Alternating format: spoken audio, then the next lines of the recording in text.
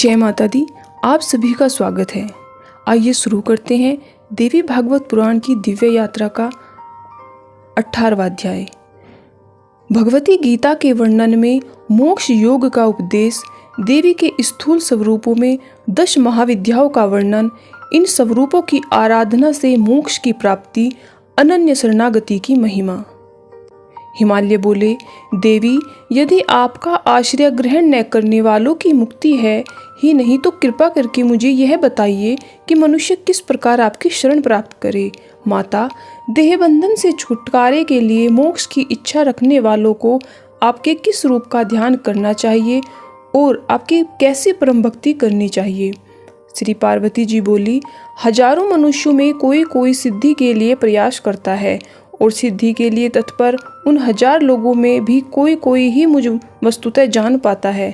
तात, मुमुक्षुओं को देहबंध से मुक्ति के लिए मेरे निष्फल सूक्ष्म वाणी से परे अत्यंत निर्मल निर्गुण परम ज्योति स्वरूप सर्वव्यापक एकमात्र कारण रूप विकल्प रहित आश्रयहीन और सच्चिदानंद विग्रह वाले स्वरूप का ध्यान करना चाहिए। तात, मैं बुद्धिमानों की सुबुद्धि हूँ। पर्वतराज, मैं ही पृथ्वी में पवित्र गंध के रूप में विद्यमान हूँ, मैं ही जल के रस में भी व्याप्त हूँ, चंद्रमा की प्रभा में मैं ही हूँ, मैं ही तपस्वियों की तपस्या हूँ, सूर्यों का तेज मैं ही हूँ और बलवान प्राणियों का काम राग आदि से रहित बल भी मैं ही हूँ। राजेंद्र, मैं समस्त कर्मों में पुण्यात्मक कर्म हूँ, छंदों में गायत्री नामक छंद हूँ, बीज मंत्रों में प्रणव हूँ और सभी प्राणियों में धर्मानुकूल काम हूँ। भूधर, इसी प्रकार और भी जो सात्विक राजस तथा तामस भाव हैं वे मुझसे ही उत्पन्न हुए हैं, मेरे ही अधीन हैं और मुझ में ही विद्यमान है। पर्वत श्रेष्ठ, मैं उनके अधीन कदापि नहीं हूँ। महाराज, माया से मोहित हुए लोग मेरे इस सर्वव्यापी अद्वैत परम तथा निर्विकार रूप को नहीं जान पाते हैं, किंतु जो लोग भक्ति पूर्वक मेरी उपासना करते हैं वे इस माया को पार कर जाते हैं। ऋक् आदि श्रुतियों भी मेरे परम ऐश्वर्य को नहीं जानती हैं। पिताजी, नग श्रेष्ठ, सृष्टि के लिए मैंने ही अपने रूप को स्त्री तथा पुरुष भेद से 2 भागों में विभक्त किया। शिव ही प्रधान पुरुष हैं और शिवा ही परम शक्ति हैं। महाराज, तत्वदर्शी योगी जन मुझे ही शिव शक्ति से युक्त ब्रह्मा एवं प्रथपर तत्व कहते हैं। मैं ब्रह्मा रूप से इस चराचर जगत की सृष्टि करती हूँ, परम पुरुष विष्णु होकर इस संपूर्ण विश्व का पालन करती हूँ और अंत में अपनी इच्छा से दुराचारियों के समन के उद्देश्य से महारुद्र रूप से संहार करती हूँ।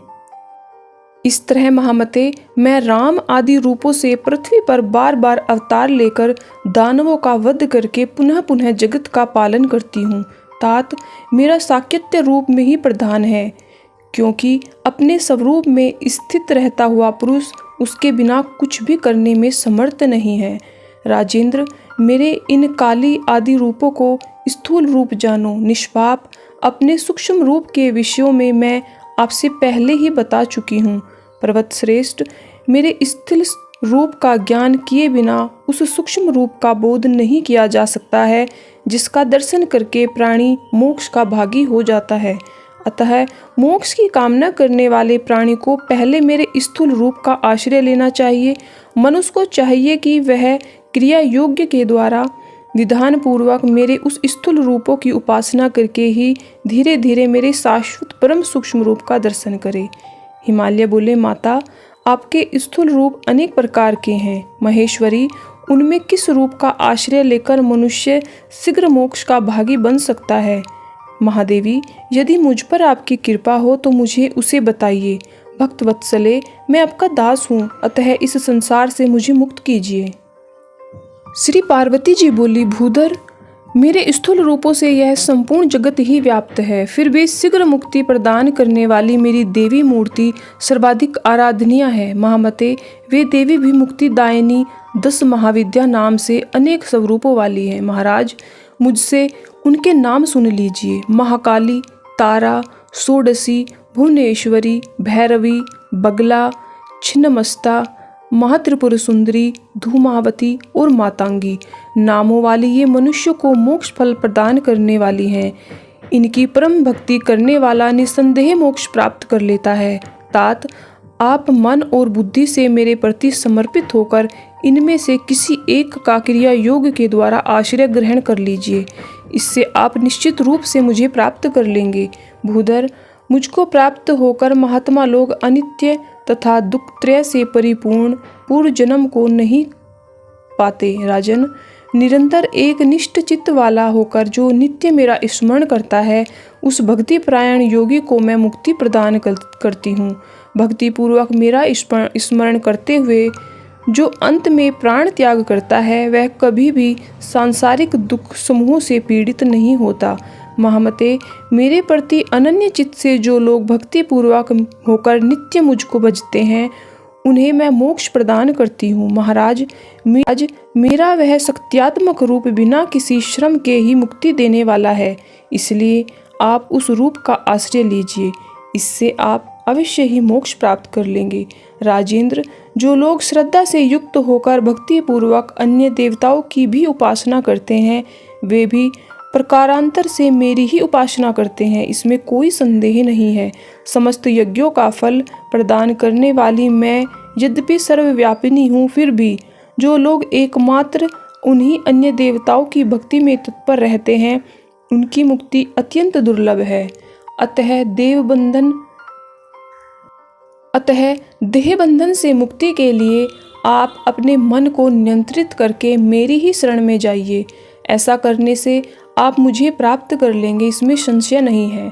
आप जो कुछ करते हैं, खाते हैं, हवन करते हैं और दान करते हैं, वह सब मुझे अर्पण करके आप कर्म बंधन से छूट जाएंगे। जो लोग सच्ची भक्ति से मेरी आराधना करते हैं, वे मुझ में हैं और मैं भी उनमें स्थित हूँ। महामते, मेरे लिए कोई भी प्रिय और अप्रिय नहीं है। अत्यंत दुराचारी रहा हुआ मनुष्य भी यदि अनन्य भाव से मेरी उपासना करने लगता है, तो भी वह पाप रहित होकर भवबंधन से छूट जाता है।